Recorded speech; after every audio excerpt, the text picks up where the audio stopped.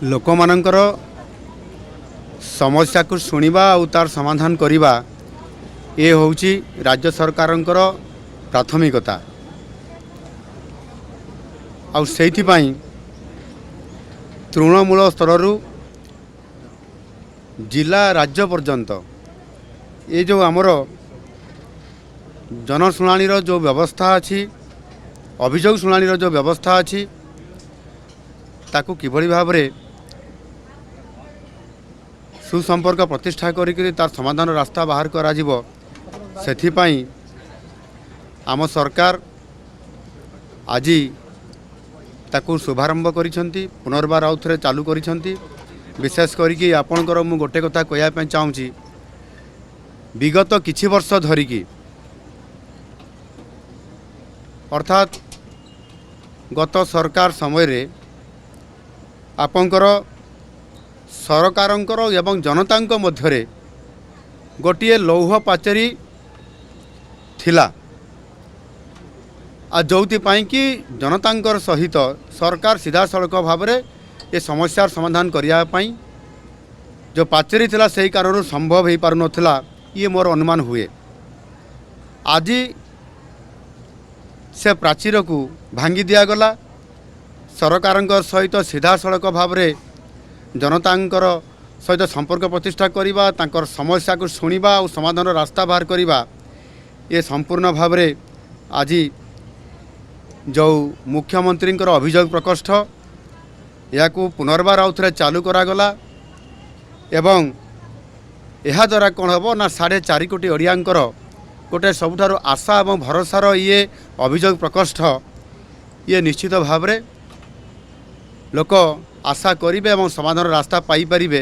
ତାହା ଆଜି ପୁନର୍ବାର ଆଉ ଥରେ ତାହାକୁ ଆଜି ତାହାର ଶୁଭାରମ୍ଭ କରାଗଲା।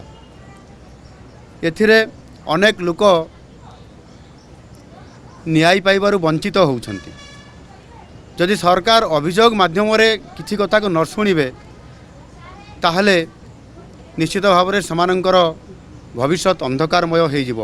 ଏହାକୁ ଆଧାର କରିକିରି ଏଥିରେ ସମ୍ପୂର୍ଣ୍ଣ ଭାବରେ ଲୋକମାନେ ଅନେକ ସମୟରେ ବିଭିନ୍ନ ଜାଗାକୁ ଯାଉଛନ୍ତି, ଅଭିଯୋଗ କରୁଛନ୍ତି, କିନ୍ତୁ ତାହାର ସମାଧାନର ରାସ୍ତା ବାହାରି ପାରୁନାହିଁ।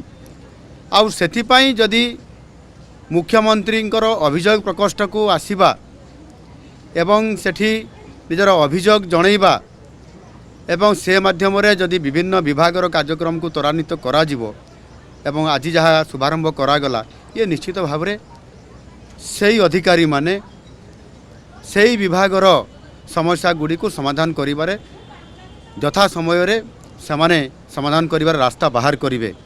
ଏବଂ ସେମାନଙ୍କୁ ମଧ୍ୟ ପ୍ରତି ବିଭାଗର ଅଧିକାରୀମାନଙ୍କୁ ମୁଁ ନିର୍ଦ୍ଦେଶ ଦେଇଛି, ଜିଲ୍ଲାପାଳମାନଙ୍କୁ ମଧ୍ୟ ମୁଁ ନିର୍ଦ୍ଦେଶ ଦେଇଛି ଯେ ସେମାନେ ପ୍ରତି ଜିଲ୍ଲାରେ ଆଜି 30ଟି ଜିଲ୍ଲାରେ 30ଟି ଆଜି ଜିଲ୍ଲା ସ୍ତରରେ ମଧ୍ୟ ଆଜି ଅଭିଯୋଗ ଇଏ ପ୍ରକୋଷ୍ଠ ଖୋଲାଯାଇକରି ଏ କାର୍ଯ୍ୟକ୍ରମ ବର୍ତ୍ତମାନ ଚାଲୁ ରହିଛି।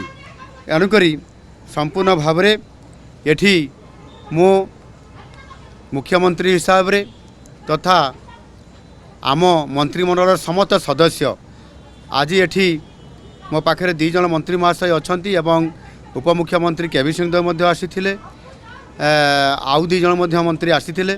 ସମସ୍ତେ ଏଠି ଉପସ୍ଥିତ ରହିକରି ପୁରା ସମୟ ଦେଇଛନ୍ତି ଏବଂ ସମସ୍ତ ଏ ଅଭିଯୋଗର ବ୍ୟକ୍ତିମାନଙ୍କ ସହିତ ମିଶିବା ଏବଂ ତାଙ୍କର ଅଭିଯୋଗ ଗ୍ରହଣ କରିବା ଏବଂ ପ୍ରତି ବିଭାଗକୁ ତାଙ୍କୁ ତାର ଇନକ୍ୱାରି ରିପୋର୍ଟ ଏବଂ ଆବଶ୍ୟକ ପଦକ୍ଷେପ ନେବା ପାଇଁ ସମସ୍ତେ ସହଯୋଗ କରିଛନ୍ତି।